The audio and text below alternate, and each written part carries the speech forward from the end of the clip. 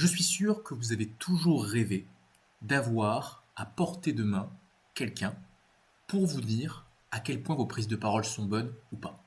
Je suis sûr que ce qui peut manquer quand on cherche à progresser dans ses prises de parole, au-delà de la pratique et des occasions de pratiquer, c'est les feedbacks qu'on peut nous faire. Parce que la vérité, c'est que très souvent, dans le monde pro et même dans le monde perso, les gens ne se permettent pas de nous faire des retours complets. Ils ne se permettent pas de nous dire, bon ben ça c'était bien, ça pourrait être mieux. Les retours sont souvent très bienveillants et malheureusement parfois assez peu honnêtes. Sans pour autant être malhonnêtes, les gens ne se permettent pas de dire totalement ce qu'ils pensent. L'objectif de cet outil qu'on a créé, Silencia, c'est de vous permettre d'avoir des retours en direct, un peu comme ceux que vous voyez en ce moment, avec un outil qui analyse mon non-verbal, ma tête, ma gestuelle, mon sourire, mais qui analyse aussi le verbal. Si bien qu'à chaque fois que vous prendrez la parole face à votre ordinateur ou face à votre téléphone, eh bien vous aurez la possibilité d'avoir un feedback en temps réel comme celui que vous voyez, mais aussi un feedback une fois que l'outil aura analysé votre intervention. Silencia, c'est donc une révolution assez bluffante, puisque vous pouvez, notamment dans tous les programmes de formation qu'on propose chez Silence, que ce soit le stage intensif, que ce soit la formation en ligne, que ce soit également la formation individuelle, utiliser l'outil pendant 1 an. C'est une exclusivité, vous ne verrez nulle part ailleurs cet outil, parce que cet outil, c'est un outil qu'on a développé, qui nous a pris du temps, qui nous a demandé d'utiliser des prises de parole évidemment efficaces pour les comparer, de les rentrer dans l'outil. Mais grâce à ça, vous allez pouvoir pratiquer de façon encadrée et bénéficier de feedback. Parce qu'encore une fois, le feedback, c'est ce qui manque le plus souvent.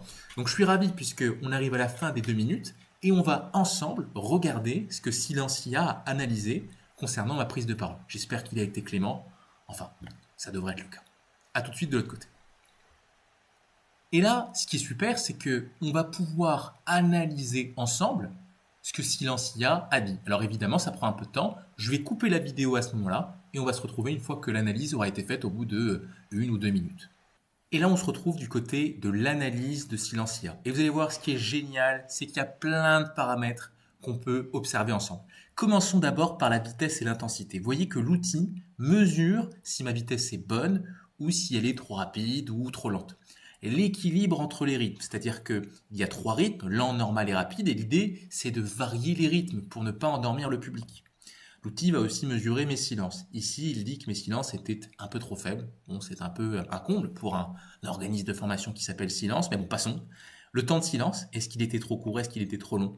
Ce qu'on appelle les micro-pauses temporelles. Ici, elles sont suffisamment nombreuses. C'est un indice qui montre que le discours n'est pas trop dense. L'accentuation, le fait d'appuyer sur certains mots, et enfin la gestuelle, avec une analyse sur le sourire et sur les gestes de mes mains, et quelques recommandations qui me sont données. Ce score de non-verbal, il est affiché ici, avec les mains fermes, ouvertes, etc., etc. Donc vous voyez que plus la barre est remplie, plus j'ai fait ce qui est indiqué, donc des expressions, la bouche poisson. La bouche poisson, c'est l'inverse du sourire. En fait, si vous avez une bouche poisson, c'est que vous ne maîtrisez pas trop votre discours. En dessous, j'ai une analyse, ou plutôt une transcription de tout ce que j'ai dit, vous voyez, qui est assez fidèle, à 95%. Je suis sûr que vous avez toujours rêvé d'avoir à portée de main quelqu'un pour vous dire à quel point vos prises de parole sont bonnes ou pas. Vous voyez, donc c'est assez fidèle. Et la couleur, ça correspond à quoi? Ça correspond à la vitesse, donc au rythme utilisé lorsque le mot a été prononcé. Rythme normal, pas trop rapide. Rythme rapide en vert et rythme lent en jaune. Donc je vois les moments où j'étais plutôt exalté, les moments où j'étais un peu plus posé dans mon discours. Ce qui est super aussi, c'est qu'on a introduit un chat dans cet outil où par exemple je peux demander qu'est-ce que je pourrais améliorer dans le fond pour être encore plus éloquent. Et vous allez voir que la réponse de l'outil est super pertinente parce qu'elle se base sur votre prise de parole avec des retours très précis. Prends quelques secondes de les avoir et en attendant, on va aller plus bas. Plus bas, on a quoi? On a une représentation de notre corps sur les différents items, le regard fixe, donc c'était super, j'avais des gestes, mes mains se touchent très peu, ce qui est bon signe, mes mains étaient plutôt ouvertes, ce qui est bon signe aussi, alors je manquais un peu d'expression, j'aurais pu être encore plus expressif selon l'outil, et j'ai aussi une répartition en barre qui me montre à quel point mon regard était bon, à quel point ma tête était droite, qui parle de mon visage, de mes mains et de mes bras. Je vais avoir la même chose sur la forme, sur d'autres éléments. Voilà, les silences sont maîtrisés. Le rythme moyen était là, rythme rapide aussi, rythme lent. C'est un peu moins présent que les autres rythmes, mais la moyenne est très bonne. Si on retourne au niveau de la réponse, que nous a dit l'outil? Voilà, je lui ai demandé qu'est-ce que je pourrais améliorer dans le fond. Et il me dit qu'il a bien récupéré la transcription, qu'il m'affiche ici, donc c'est tout ce que j'ai dit.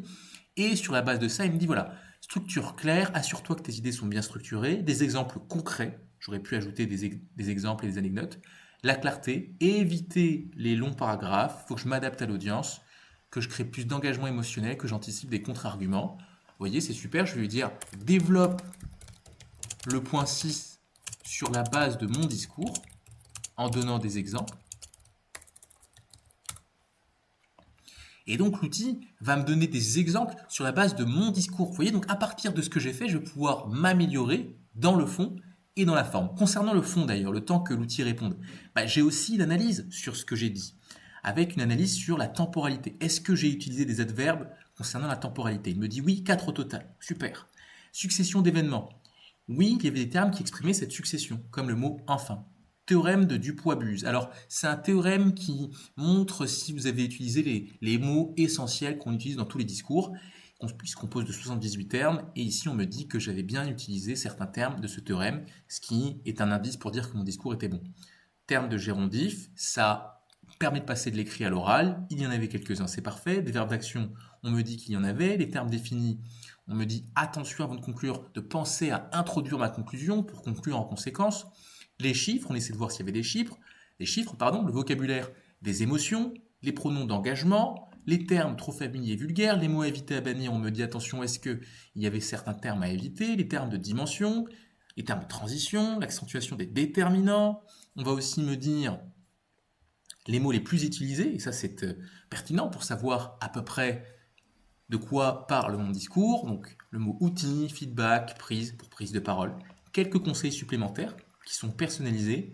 On me dit de relâcher physiquement les épaules et les mains, de ne pas oublier que la première phrase est la plus importante, et dans l'introduction, ne pas oublier de parler du contexte si cela s'y prête.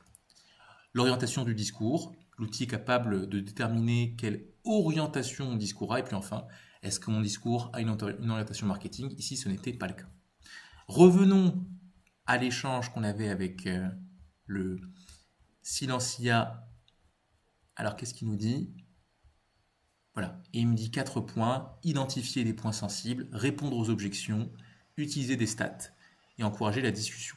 Voilà, après il y a un petit bug, mais bon, je pense que c'est une traduction qu'on va mettre de côté. Ce qui est super, c'est que tout ce qu'on s'est dit, là, tout ce qu'on a regardé, eh bien ça peut se télécharger dans le cadre d'un bilan que je suis en train de télécharger en ce moment.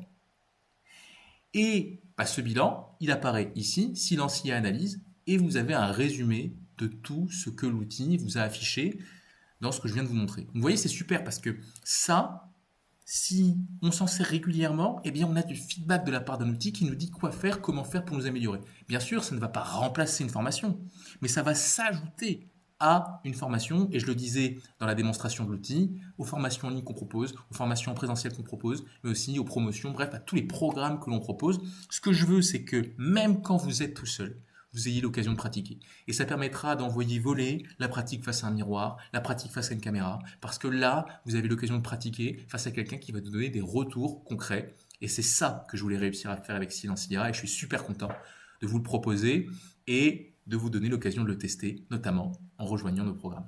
Je vous dis à très vite.